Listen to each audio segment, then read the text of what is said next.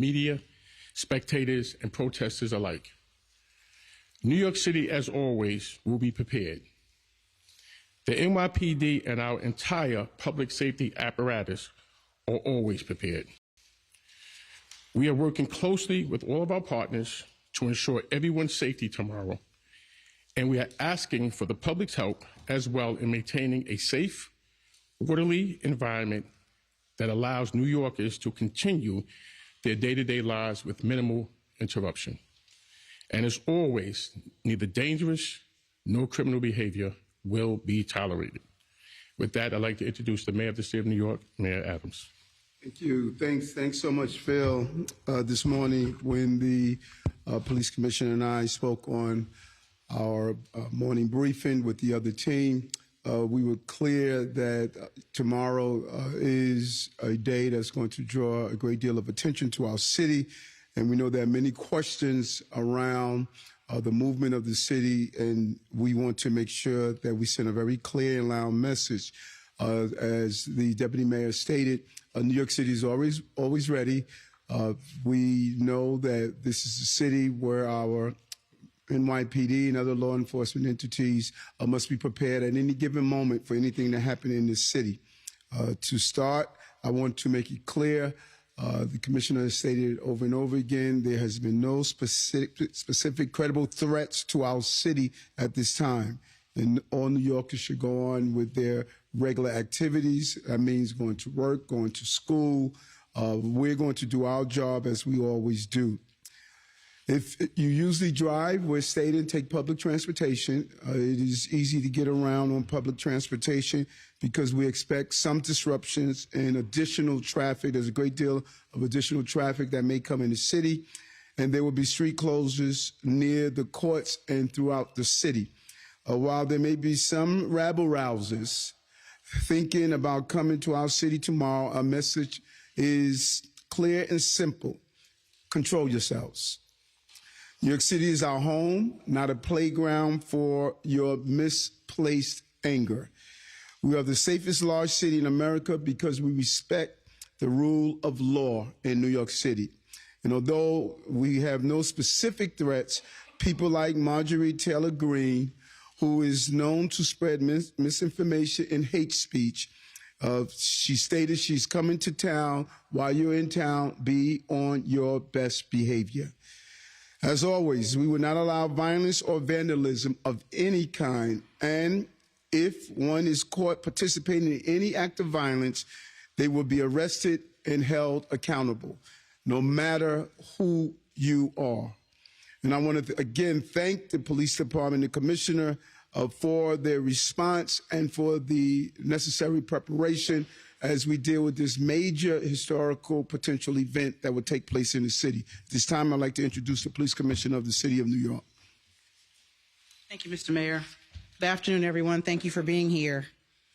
As always, the NYPD is prepared to ensure that everyone is able to have their voices heard peacefully while exercising their First Amendment rights. We do this work in close collaboration with our federal, state, and local partners because keeping our city safe is absolutely a collective effort. As the mayor stated, there are no credible or specific threats to New York City at this time. New Yorkers may see an increased police presence in parts of the city and should anticipate intermittent road closures over the next 2 days, particularly in Manhattan. To avoid delays, I too urge everyone to use mass transit when possible.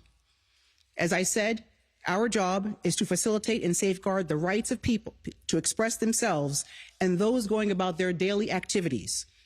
But I will remind everyone that violence and destruction are not part of legitimate, lawful expression, and it will never be tolerated in our city. The people we serve know this, just as they know that the NYPD will be out there today, tomorrow, and every day to make sure that they are safe. Thank you. Mr. Mayor? Sure. Well, we'll take some questions. Commissioner, has Marjorie Taylor Greene or anyone else for that matter sought a permit, and has anyone been granted? So the permitting is actually done through City Hall, but I will say that anyone who protests is expected to express themselves peacefully and orderly. Was there an arrest or has there been an arrest in the powder incident involving the Attorney's office? That incident is still under investigation at this time. Commissioner or Mr. Mayor, have you noticed any movements at Port Authority or at the airport? Any influx of people that have been coming in that you've noticed and that are coming here for this event? Any estimate on that, or have you not seen it? We value our relationship with our partners, and we're in constant communication with them. So if they do see an influx of people or something out of the ordinary, they will contact us. At this time, we don't see that happening, but we will have real-time information if that does occur. Does anyone have specifics? I don't know if this is a question for you, Commissioner, or the Mayor, about where, I know you said intermittent road closures, but can we expect at a certain point how many blocks around the courthouse would be closed? What's the FDR driver? Any of the highway when there's movement? And will that information be shared with the public? So there are going to be rolling road closures. As I'm sure you can understand based on the sensitivity of it. It's going to be moving, but we will make sure we have enough officers to facilitate transport throughout the city.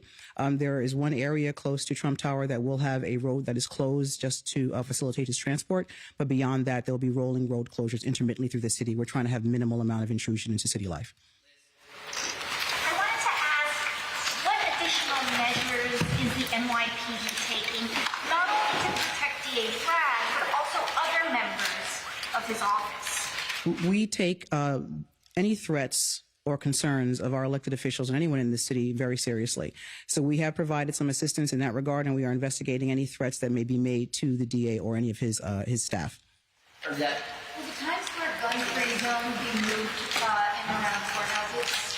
As you know, a number of laws were passed when we went into having sensitive zones and restricted zones. It's actually an e-felony to carry in some of those zones, even if you have a license. Some of those zones include courthouses, federal buildings, and First Amendment activities. So we're not going to move those. I think responsible gun ownership requires that you know what the laws are, where you are protesting, and we expect everyone to adhere to ours. Well, going back to police presence, how many officers do you expect to be on the streets? And also, the Secret Service, I mean, how have they come in and basically told you what to do? Or, I mean, how much control are they having over security?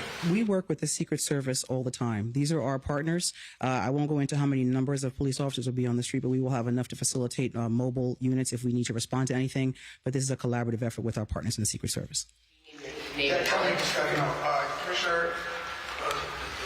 NYPD personnel days off, suspended or canceled for the interim? We have not needed to do that at this time. We have enough resources in place, but we can always call people in should the need occur. Shayna Jacobs. Commissioner, how many officers do you expect to be deployed around the city just for this specific detail?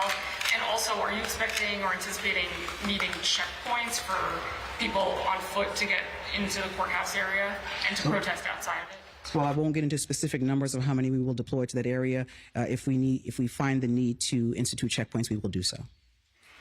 Yes, you mentioned, both you and the mayor, about people taking public transportation. Is there a plan to increase police presence on public transportation, or what type of plan is going in? So as you know, as we've talked about since October, we've surged a number of officers into the transit system. So we expect to have a healthy complement of officers in the transit system tomorrow to facilitate travel. Jeff Hayes with CBS News. Mayor Adams, this question is for you. Good to see you again. Always. So, you're a former police officer yourself. I'm sure in the past you were deployed to, not the same, but similar incidents. Now as mayor, what concerns you the most as far as security is concerned on the eve of this arraignment?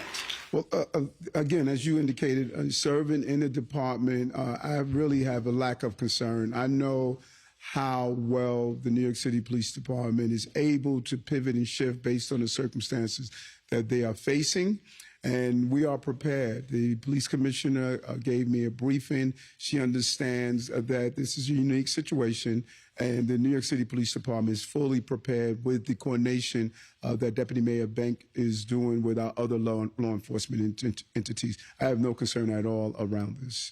Is it specifically about, sorry, one quick follow-up.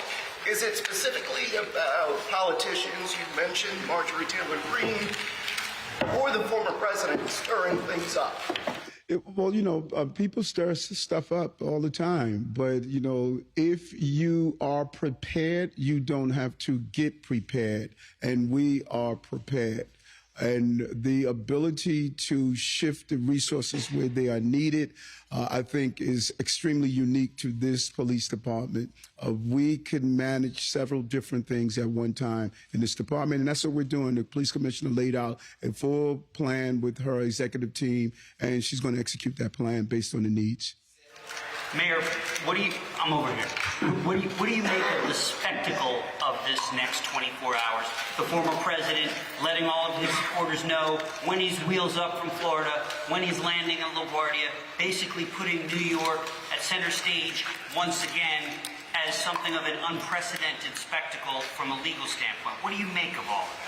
Well, I'm not in control of that. You know, I view this entire moment that we are in right now to one day be in the Museum of the City of New York. And I think this is another chapter in this experience, and that this administration is going to show how we manage not only national problems, but global problems as well as local problems. And we'll be prepared for whatever needs to be done. We built a team, we got the right team, and New York is going to see once again the professionalism that this police commissioner has displayed and showed to her troops. Thank you all. Okay.